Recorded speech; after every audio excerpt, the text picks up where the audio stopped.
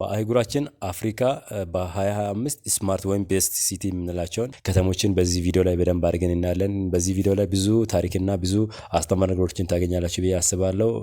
ለዚህ ቻናል አዲስ ሆናችሁ ሁሌም እንደምላችሁ ሰብስክራይብ ማድረግ መቼም እንዳረሱ፣ ነባር ሆናችሁ ደግሞ ላይክ፣ ሼር፣ ኮሜንት ማድረግ እንዳረሱ አብራችሁም ስላላችሁ አመሰግናለሁ። ወደ ቪዲዮ ያልፋለሁ። 8-9 ደረጃ ገደማ የአፍሪካ አህጉር ውስጥ የተለያዩ ስማርት የሆኑ የተለያዩ ኢንፍራስትራክቸር ጋር ከቴክኖሎጂ ከመሳሰሉ ነገሮች ጋር ተያይዘው ደረጃ የተቀመጡ የአፍሪካ ከተሞች አሉ። ከነዚህ ከተሞች በአንደኛ ላይ ተቀምጠው ኬፕ ታውን ነው። ኬፕ ታውን እንደምናውቀው ሳውዝ አፍሪካ ነው የሚገኘው ኬፕ ታውን ሲቲ። ኬፕ ታውን ሲቲ ሳውዝ አፍሪካ ሲገኝ ያው እንደምናውቀው ሳውዝ አፍሪካ ወደ 3-4 የሆነ የዋና ከተማ መቀመጫዎች አሉ። ያ ማለት እንደ አዲስ አበባ ምሳሌ ብንወስደው 4 ወይም 4 ገደማ ከተሞች አሏት። እነ ጆሃንስበርግ እና ፕሪቶሪያ። ከዛ አንዱ ኬፕ ታውን ነው። ኬፕ ታውን ያው እንደ ፖርት ነች። ከፖርት ሲላችሁ እንደ ወደብ አይነት ከተማ ነች። ስፔሻሊ በሳውዝ ዌስት በኩል እንደ ወደብ አይነት ከተማ ነች። በጣም የሚደነቀው ደቡብ አፍሪካ በኃይል የሚታወቀው በቱሪዝም እና በተለያዩ ኢንፍራስትራክቸር ማትታማ ሀገር ነች። ትልቅ ስታዲየም አላት። ተራራው ስር ላይ የተመሰረተች ከተማ ነው። ያው እንደና ኔልሰን ማንዴላ የተነሱባትም ኢንቫይሮንመንት ትታወቃለች ኬፕ ታውን። በዚህ በጣም የሚደንቀው የዚህ ከተማ መሰራራት በጣም ፋውንዴት የተባለው ወደ አፕሪል 1652 አካባቢ ነው እንደተመሰረተ ታሪክ የሚያሳየው። ያ ማለት 373 ዓመተ ምህረት እድሜ ያላት ከተማ ናት ማለት ነው። የህዝብ ብዛት ወደ 4.978 ሚሊዮን ህዝብ እንዳላት በ2024 ያሳያል። ኬፕ ታውን በጣም ድንቅ የሆነ አይስላንድ አላት። ቢዝነስ በጣም ቢዚ የሆነች ነች።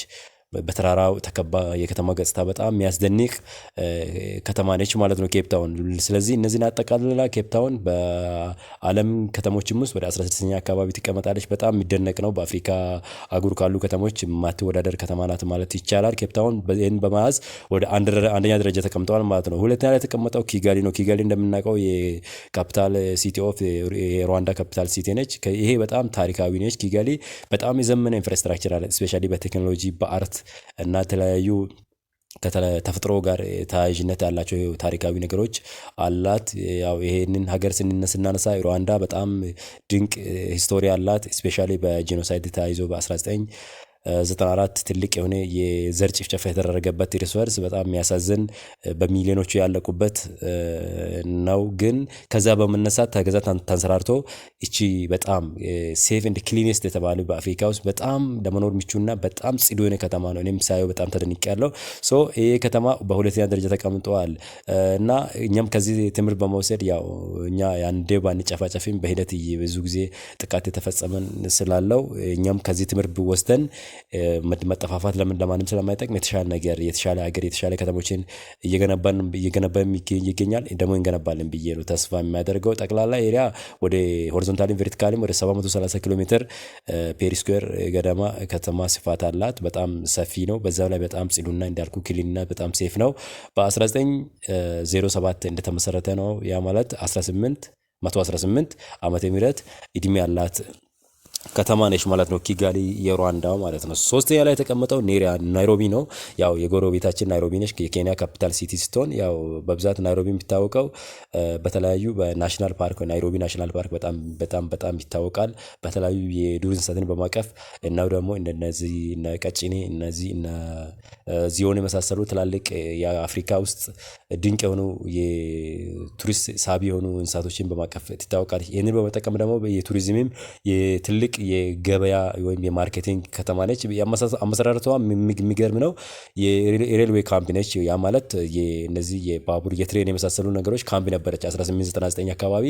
ግን በጣም ኢስት አፍሪካ ውስጥ በጣም ማጆር የሆነ የቢዝነስ ሴንተር ሆና እያገለገለች ትገኛለች። በባህልም በቱሪዝምም እና በተለያዩ በዘመናዊ በሆኑ የተለያዩ ሳቢ በሆኑ በቱሪዝም መስህቦች ቦታ አንጻር ናይሮቢ በጣም የምትመረጥ እንዲሁ የኢስት አፍሪካ ላይ አንደኛ ደረጃ በሚባለው ደረጃ በማዝ ሶስተኛ ላይ ተቀምጣለች ማለት ነው ናይሮቢ።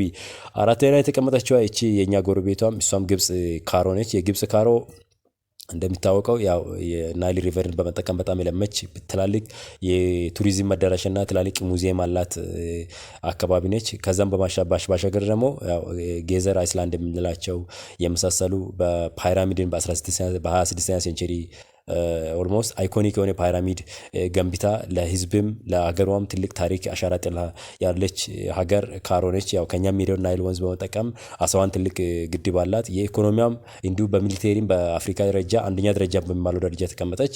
እቺ ካሮ በከተማ ስታንዳርድ ሶስተኛ ደረጃ ይዛለች። ግን በጣም የሚደነቀው ከህዝቧ ቁጥር አንጻር ከተማውን ስናያት ወደ 10.3 ሚሊዮን ህዝብ እንዳለ ያሳያል። በ24 ህዝብ ቆጠራ ላይ በጣም የሚደነቅ ነው። ያው የተመሰረተችው ማለት 641 ወይም 642 እስከ 641 እስከ 642 እንደተመሰረተ ያሳያል። ያ ማለት በቃ አንሸንት ሲቲ ናት ወይም በጣም የቆየ የድሮ ከተማ እንደሆነ ነው ካይሮ የሚያሳየው። አምስተኛ ላይ የተቀመጠችው ላጎስ ነች ወይ ላጎስ ማለት ናይጄሪያ ወይም የናይጄሪያ በጣም በገልፍ ኦፍ ጉዌን በሚባልበት ደሴት ውስጥ የምትኖር በጣም ሳቢና ማራኪ የሆነ ትልቁ የናይጄሪያ ውስጥ ትልቁ የኢኮኖሚክ እና ደግሞ በጣም ፋሚስ የሆነ በባህላዊ በሙዚቃ በተለያዩ በንግድ እና ሂስቶሪካል አይስላንድ አላት። በጣም የሚደነቅ ተፈጥሮ አላት። አትራክቲቭ የምታደርግ ስቴት በአፍሪካ ውስጥ ላጎስ የናይጄሪያ ላጎስ ነች። በጣም ትልቅ ቢዝነስ አላት። የህዝብ ቁጥሯን በጣም የሚደነቅ ቁጥር የያዘችዋ አምስተኛ ላይ የተቀመጠችዋ ላጎስ የናይጄሪያ ላጎስ ነች ማለት ነው። ስድስተኛና ሰባተኛ ላይ ላይክ እና አክራ የጋና አክራ እና ማርካች እና የሞሮኮ ማርካች እነመሳሰሉ ናቸው። ያው ኦልሞስት ስምንተኛ ላይ የተቀመጠችዋ የኛው አዲስ አበባ ነች። አዲስ አበባ ስምንተኛ ላይ ተቀምጣለች። ያው በተለያዩ ነገሮች ያ ማለት በፊት በወጣ ነው ይሄ የሚያሳየው። አሁን ደግሞ ካላት እንቅስቃሴ አንጻር የተሻለ ነገር አለው ብዬ አስባለሁ። አዲስ አበባ 6 ላይ ማለት 8 ላይ ሶሪ ተቀምጠዋል። በ2024 አካባቢ ወደ 4.8 4.7 ሚሊዮን የህዝብ ቁጥር እንደነበረ ያሳያል። አሁን ኦልሞስት በጠቅላላ 55 ሚሊዮን 957 ሺህ ህዝብ ብዛት እንዳላት ያሳያል። በ2024 መጨረሻ አካባቢ 25 ላስት ላይ ደግሞ ኦልሞስት ወደ 6 ሚሊዮን ገደማ ይገባል ተብሎ ይታሰባል። ኤኒዌይ እዚህ ጋር ከ24 እና ወደ 25 ላይ ቫሪዬሽናቸውን ስናይ ወደ 4.44% የህዝብ ቁጥር እንደጨመረ ነው የሚያሳየው። ያው የኢትዮጵያ የፖለቲካም የኢኮኖሚም መሰረታዊ ከተማ ነች። በአፍሪካ ላይ ትልቁ ማርኬት አላት። የመርካቶ ማርኬት ወይም የመርካቶ ገበያ የምንላት። ሁለተኛ ደግሞ እነዚህ እንደ ካቴድራል እነመሳሰሉ የሃይማኖታዊ የሆኑ ተቋማት ላይክ እንደ ሙዚየም ከአድዋ ሙዚየም ጋር ስናነሳም የአፍሪካ ህብረት መቀመጫም ነች። ከዛ አንጻር ብዙዎችን ስለሚያቅፍ እና በተለያዩ በአርት በተለያዩ በቴክኖሎጂ ላይ የተሻለ ነገር እያሳየ ካሉት ወይም ፋስት የምንላት ወይም በጣም ፈጣኙ እድገት ውስጥ ካላቸው ከተሞች አንዱ አዲስ አበባ ነው። ያው የኢትዮጵያም የኛም ትልቋ መቀመጫ ነች። ያው የአፍሪካም አርባን ሴንተር ወይም የከተሞችም ሴንተር ናት በመባል የምትታወቀው። የከተሞቹ አክል ባታድግም ሌሎቹ አክል ባታድግም ምርጥ በመባል የምትታወቀው አዲስ አበባ ናቸው።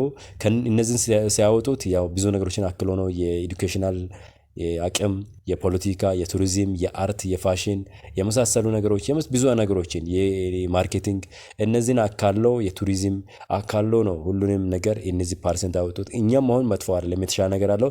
ከዚህ በላይ ከሰራን ደግሞ ከዚህ በላይ እንደምንደርስ ምንም ጥርጥር የለም። ሁሉም ስለሰሩ ይደርሳሉ። ከነዚህ ከላይ ካየናቸው ከነ ኪጋሊ ከነ ካይሮ ከነ ኬፕ ታውን የመሳሰሉ ከተሞች ይህን ቪዲዮ የሚከታተሉ ሁላችንም ለሀገራችን የምንችለውን ያክል ጥረት ብናደርግና ብንሰራ የተሻለ ነገር እናመጣለን ብዬ አስባለሁ። ባንሰራ እንኳን ሀገሪቷ ላይ ለሚፈጠረው ቀውስ ምክንያት ባንሆን ብዬ ነው ሁልጊዜ የሚመክራችሁ።